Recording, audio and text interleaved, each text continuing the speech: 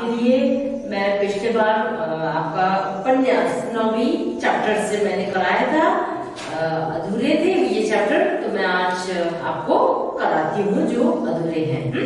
Page number आपका 177 का second paragraph से। कभी हमने नहीं सोचा कि वे जिन्हें पूछते हैं या जिन्हें हीरो बनाए हुए हैं वे महान और हीरो आखिर क्यों है। इसीलिए तो है कि वे सीना तान कर अपने समय और समाज की समस्याओं से जूझते थे। सिरों पर कफन बांधकर उन्होंने अपने युग की ललकार का जवाब दिया था। बैठकर राम नाम का कीर्तन करते हुए वे लोग हीरो नहीं बन गए थे। मैं बात काट कर बोला, खैर जो भी वो, अपने पुरखों को यों याद करना अच्छा नहीं लगता, वे जैसे भी थे अच्छे ही थे। तो शिरीष भाई बोले, आप ऐसा कह सकते हैं, लेकिन मैं तो अपने आप को गाली देता हूँ कि क्यों कुछ नहीं क्या कर पाता। हमारे ये पुरखे खुद गोबर संस्कृति के अजायब घर थे। हम उनकी संतान है, इसीलिए सिर्फ भूस के पुतलों की सेना है जो सिर्फ या तो जलना जानती है या जगह को कूड़े कचरे से भरना, सो यूं ही भरना। सो यूं ही एक दिन जल जल कर खाक रह जाएंगे और कुछ ना कर पाएंगे। तो कम से कम इतना हम कर ही जाए कि अपने बीच में जो थोड़ा बहुत लोहा सोना है उसे ही अपने जलन की आग में तपा कर फौलाद और कुंदन बना दे। सैसन मैंने अपनी बात बीच में ही तोड़ दी। मुझे लगा शिरीष भाई का यह प्रभाव पता नहीं मुझे कहाँ ले जाएगा। आजकल जैसे मैंने अपनी भाषा में सोचना तो एकदम बंद ही कर दिया है। हमेशा वही दिमाग पर छाए रहते हैं। मानो उसी प्रभाव का विश्लेषण करते हुए कहा, कभी कभी तो इस आदमी का गुस्सा देखकर मुझे भी जोश आता कि मैं भी इसी तरह क्यों नहीं सोच पाता। मुझे भी कोई चीज इसी तरह क्यों नहीं मथती और क्यों मैं एकदम जड़ होता चला जा रहा हूँ। कभी दया आती है कि बेचारा दुखी और परेशान है, इसीलिए हर चीज का विरोधी हो गया हूँ। लेकिन जो भी हो उसकी बातें और बोलने का ढंग मुझे बहुत ही प्रभावित करता है और कुछ देर चुप रहकर मैं उनकी भाव भंगिमा की कल्पना करता रहा।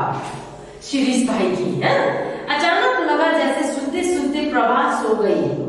शिरीष भाई की बातें यहाँ प्रभा से कर रहा था समर।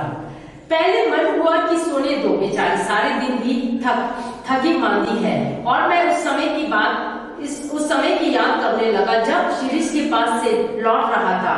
पिछला जो कुछ भी था उस समय, तो उस सब को जैसे मैं भूल गया था, मानो वह कभी मेरा रहा ही नहीं। इन्हीं नई बातों का एक एक शब्द दिमाग में गूंज रहा था। ऐसा लग रहा था जैसे दिमाग के कमरे हजारों सालों से बंद थे और उनमें सील घुटने धूल कूड़ा उमस जाले और भी न जाने क्या आलिया बलाय जमा हो गए थे। उन कमरों की हवा खराब होकर जहरीले बन गई थी। उनके भीतर का सन्नाटा और एकांत खुद अपने को ही खाए जा रहा था। अब जैसे उन कमरों के दरवाजों को किसी ने भारी घुटनों की ठोकर मार कर खोल दिया है। धीरे धीरे घुटन और उमस निकलती जा रही है। वर्षों पुरानी धूल प्रचंड विभोग से उठ खड़ी हुई और चारों तरफ ऐसी आवाजें गूंज रही है मानो किसी ने शहद की मक्खियों के छत्ते पर ईंट दे मारी हो। घर में प्रवेश करते हुए मैंने अपने आप से कहा था, अब मैं अति जीवी भूत नहीं हूँ। मेरा मस्तिष्क अब दुनिया भर के कूड़े करकट से साफ है। लेकिन अब वह कौन सा सपना है जो खाली कमरों से सजाया जाएगा? वे कौन से स्वर्ग के गीत जो अब भैरवी की तरह गूंजेंगे? वह कौन सा विराट युग जिसके लाने के लिए हम छोटे छोटे पहिए एक ताल लय पर चलने लगेंगे? कहाँ से आएगा यह युग? क्या हमारे रहते ही वह आएगा? हम क्या सचमुच उसे देखेंगे, उसे महसूस करेंगे कि यह वही युग है जिसके लिए हम रातों में तड़पते थे? अब यहाँ पे समर जो है प्रभा से कहती है उसके जीवन में इन अंधविश्वास, इन जो परंपरा में बड़े और पले बड़े होने के कारण वो पूरी तरह से एक कहा जा सकता है नकारात्मक विचारधारे के ऊपर हो गए थे समर। सो अब उसके उसके संगत में शिरीष भाई जी के आने के बाद वो कैसे बदला, कैसे आज के समय में वो आज के जीवन में वो रहने लगा, आज के विचार में वो रहने लगा। पुरखों के वो सारे विचार, पुरखों के द्वारा बनाए जो जितनी भी संस्कृति, वेद, पुराण, उन सबको वो नकारने लगा कि वाकई में मैं तो एक क्या कहते हैं उमस है ना, सीलन में मेरे जो दिमाग था वो पड़ा हुआ था। अब मुझे इन सब में है ना, इन सब में मैंने अपने समय बर्बाद की, अपने विचार, अपनी सोच, इन सब में मैंने बर्बाद की। अब मुझे अपने आप को कैसे बदलना है, अब मैं कैसे अपने आप को एक आज के समय के युवक की तरह मैं अपने आप को कैसे बनाऊं, वो अपनी पत्नी के साथ वो शेयर करता है।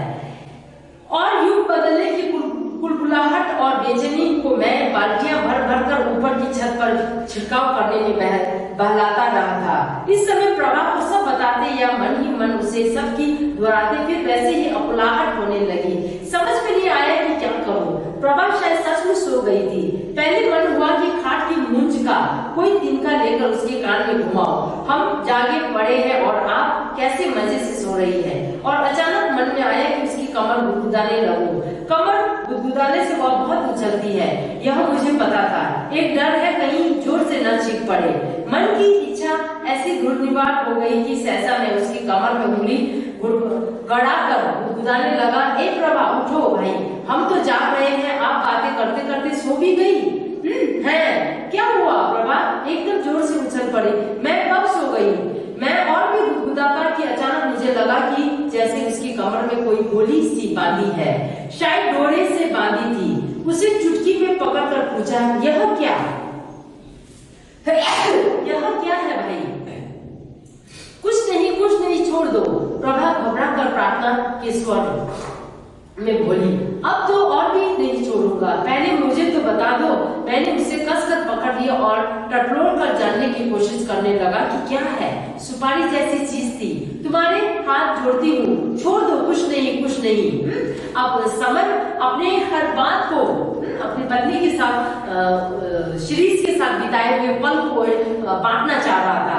अचानक अपने बात बताते वो देखता है कि यहाँ प्रभा है, सो चुकी है। अब उसको उठा के जगा के वो अपनी बात फिर से शुरू करना चाह रहा था। उसने ऊपर से मेरा हाथ हटाने की कोशिश करते हुए कहा, लेकिन मैंने छोड़ा नहीं। उसका मन करने का ढंग ऐसा घबराया हुआ था कि मैं बार बार पूछने लगा। उसने बताया, मेरे पेट में तकलीफ रहती है, सो अम्मा जी ने दवाई बताई है, साफ बहाना था। मैंने सख्त स्वर में कहा, दवा बांधी तो नहीं जाती, खाई जाती है, बताओ नहीं तो तोड़कर फेंकता हूँ, है ना। उसकी कमर में कुछ बूटी है ना, ताबीज बांधे हुए थे। वो देख ली और वो पूछता है समर की, भाई क्या है ये, क्या चीज है?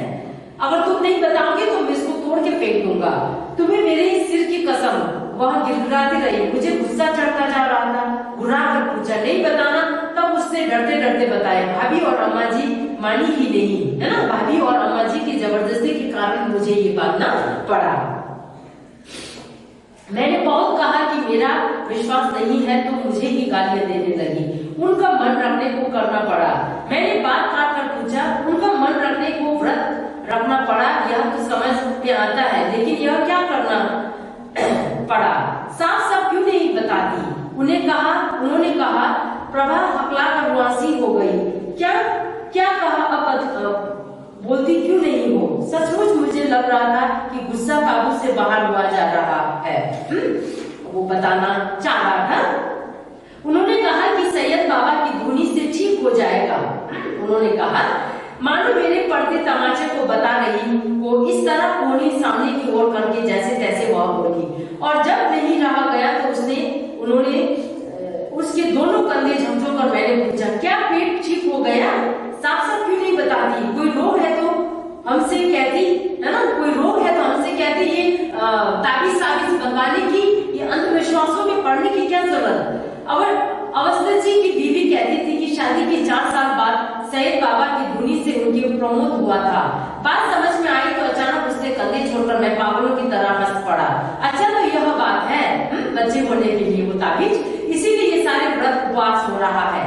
सैयद पीर पूजे जा रहे हैं, कमर में सैयद बाबा की धुनी और कपड़ों में इत्र लगाया जा रहा है और मैंने इतने जोर से दांत पीछे की कड़कड़ाहट खुद सुनाई दी। बच्चा चाहिए, खुद अपने खाने पहनने का ठिकाना नहीं और टंटू का अभी से लड़का लो। और एक ही झटके में मैंने वह कमर बांधी हुई धुनी की पोटली तोड़कर गली में फेंक दी। कितनी हवाई और आसमानी बातें सोच रहा था मैं अभी अभी। सच्चाई तो यह है, बाकी समय निष्फल क्रोध में भूनता हुआ मैं खाट की पाटी से माथा कूट रहा था और घुटनों में सिर दबाए प्रवाह हो रही थी। बताओ मैं क्या करूं? सारा दिन मेरी जान खाई जाती है बांझ कहकर, है ना। परिवार में उसके बच्चे 4 साल हो गए शादी के, बच्चे न होने के कारण सब जो है उसे बांझ यानी शादी के बाद अगर बच्ची स्त्री से कोई बच्चा ना हो तो उसे बांझ कहा जाता है। सो मैं परेशान थी, मुझे बांझ कह के। सो उनके कारण मुझे ये जो जादू टोना मोना के विश्वास में मुझे जबरदस्ती वो ताबीज बांधना पड़ा। उनका विश्वास था ये बांधने के कारण बच्चा हो जाएगा, ये बांधने में विश्वास रखने के कारण बच्चा हो जाएगा। और समर को गुस्सा आ जाता है इस बारे में कि इस अंधविश्वास में अभी हमारे जीवन चलाने के लिए हमारे पास रुपए पैसे नहीं है तो हम बच्चा बना के क्या करेंगे? हमारे जीवन, बच्चे की जीवन बर्बाद नहीं।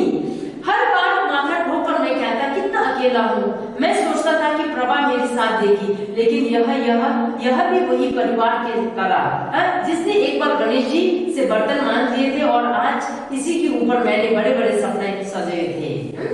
अब मैं जो सोच रहा था उसके विपरीत मेरी पत्नी यानी मेरी पत्नी भी घर वालों की सोच विचार में ढल चुकी थी। मैं अकेला क्या करूं अपने जीवन में? मैं कैसे निर्णय लूं अपने भविष्य की, है ना। भविष्य में मैं जो मैंने सोचा था वो मैं कैसे करूं? मैं अपने पत्नी के कुछ मुझे मदद मिलेंगे, मेरे पत्नी मेरे साथ है, यही सोच के मैंने अपना ये सब कुछ निर्णय लिया था। ये थे आपके 9वें चैप्टर। आज के 9वें चैप्टर भी खत्म। अगले चैप्टर में हम 10 है ना, 10 आपके लास्ट रह गए, उस चैप्टर के साथ हम लोग मिलते हैं।